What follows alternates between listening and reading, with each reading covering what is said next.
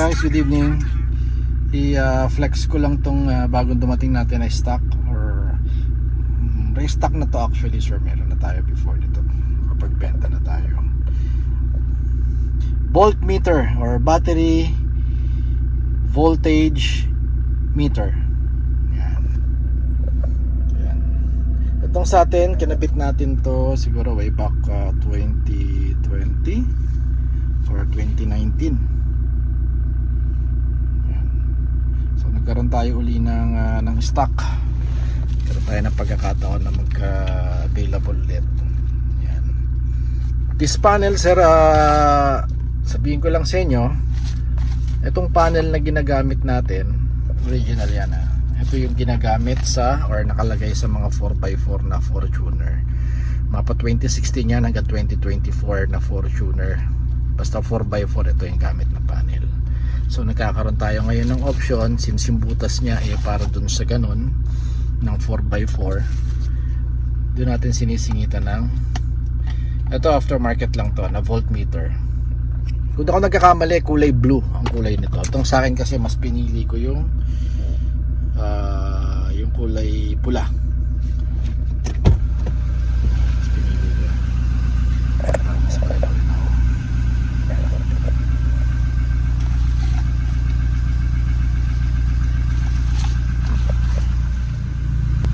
So ito sir, 10,000 for this. Lahat ng 4x2 na Fortuner, mapa manual matic yan. Basta 4x2 lang 2016 hanggang 24 pasok ito. At ano ang kakaiba dito sa panel na to is magkakaroon kayo ng mas madaming slot or option na po pwedeng ilagay dito. Sa akin kasi, pakita ko lang sa inyo, TPMS ito, wala tayong kasing stock nito Then yung sa tailgate open kasi V variant tong sa akin, so nilipat ko dito para mas pogi. Then wireless yung USB cable na made in Japan, sa Japan ko pinili ito. Then turbo timer. Yan, medyo makalikot tayo. So gusto natin kumpleto, di ba? Then cigarette lighter. So mas pinili ko yung kulay pula. Itong dumating sa atin, alam ko kulay blue to yung kulay ng voltmeter. So ano ang purpose ng voltmeter? Lalo na sa mga automatic. Kasi pag automatic, unang-una hindi nakaka-jot or hindi yan natutulak para start pag automatic. Manual, yes, pwede. Pero laking bagay pa din to kahit manual transmission ka. Ang purpose is to monitor your battery lifespan or yung capacity na ng battery mo or yung existing battery mo. Alright, at the same time syempre namomonitor din ito yung alternator mo kung kumakarga siya papunta doon sa battery. So ang standard na kulay nito or standard na yung numerong lumalabas dito at least 13.1 pataas, good ang battery mo, good ang alternator mo. Alright, so ito, pagka ito umi-start ng makina mo at nagbe-below 13 siya, there's something wrong with your battery and also doon sa alternator mo.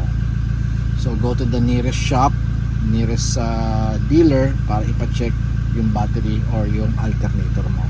Yan po ang purpose niyan. Okay, so sa mga nagtatanong, hindi lang ito pang Fortuner. Yan. So to pwede natin ikabit din sa Hilux. Yung sa mga Hilux na again 4x2 lang. Yung merong parang button sa gilid na kabitan ng 4x4 knob. Doon natin isisingit itong si voltmeter. Okay. So popost ko dito kung magkano to doon sa mga para sa mga Hilux. Pero sa ngayon, meron tayo dito 3 piraso lang o 4 na pirasong dumating na voltmeter panel for Fortuner 4x2. Lipat lahat dito, pati yung charger or yung cigarette lighter. Yan, isang set na yon. 3, 4 na piraso lang tayo merong dumating ito. Okay, so invite you kayo guys, just visit and like our Facebook page, TRD Parts. And doon din sa YouTube channel natin, paki-subscribe po, at kung magustuhan niyo man yung mga ganitong content, paki-like na lang or even share kung kakayanin natin ma-share sa mga social media platform natin. And don't forget to hit the notification bell, guys, para mano-notify kayo ng yung mga usually tayo every other day, o kung sinipag-sipag everyday halos tayo nag-upload ng mga content na medyo may kinalaman sa Hilux tsaka sa Fortuner natin, particular to sa pagpapaporma. Okay, so ito again, this is my 2018 V 4x2 variant or 4x2 model ng Fortuner.